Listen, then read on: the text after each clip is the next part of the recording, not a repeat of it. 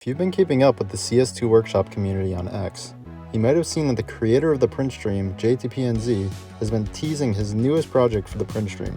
This project is converting some of the old CSGO PrintStream skins to the new CS2 weapon models, allowing for higher detail. In this video, we're going to dive into the backstory of this weapon and analyze each weapon and even show some of the Easter eggs we haven't seen before.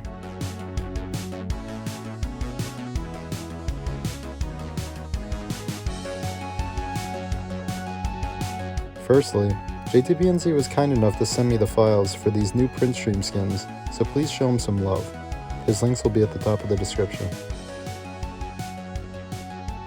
Starting with the overall changes to the PrintStream that were made, you'll notice that the Pearlescence looks way better than it currently does in CS2. The effect looks much closer to how it did in CSGO, but in my opinion, looks even better with the new Source 2 engine. This was a big point in his trailer, showing that the Pearlescence value was changed to 6. And there's now an Easter egg for battle-scarred versions of each weapon that was shown in the reveal. It reads Love, which has to do with the lore behind the skin from the reveal trailers, which I'll get into later. I strongly recommend you go back and watch them. The next change, of course, is the new weapon models, which I already mentioned. Now we'll move on to each of the individual weapons that were included in the new collection, starting with the ones that were already accepted in CSGO, which are the Desert Eagle, the USPS, and the M4A1S, and then the ones that will hopefully be added, the AK-47 and the AWP.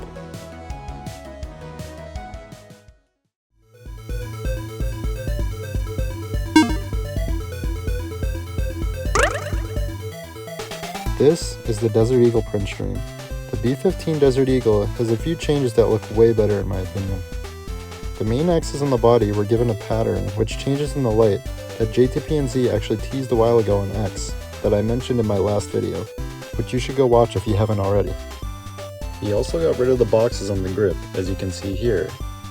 And he also changed the box with the heart to a cube, which seems like a reference to Portal 2's weighted companion cube. I also like the addition of the circle graphics on the grooves of the body. I always felt that this section felt a little empty on the previous version of the weapon.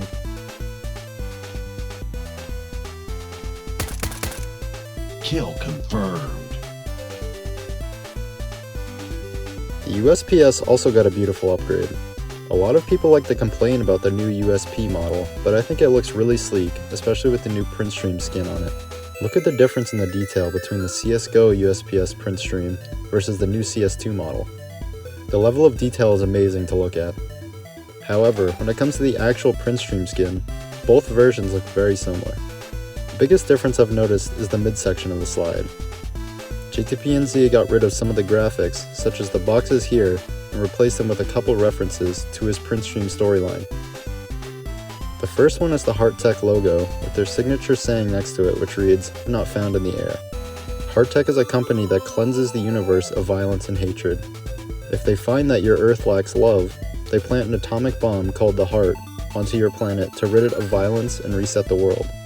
The explosion of the atomic bomb is what gives the PrintStream its pearlescent effect, as confirmed by JTPNZ himself.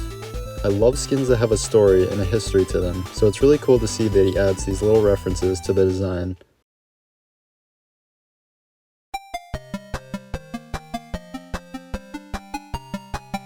The new M4 is my favorite upgrade to the already released PrintStream skins. Overall, it has such a clean look. The section with the OX graphic is a great change, which we see on a lot of these PrintStream skins. The OX was made into an engraving with an interesting pattern and color that makes it stand out on the weapon.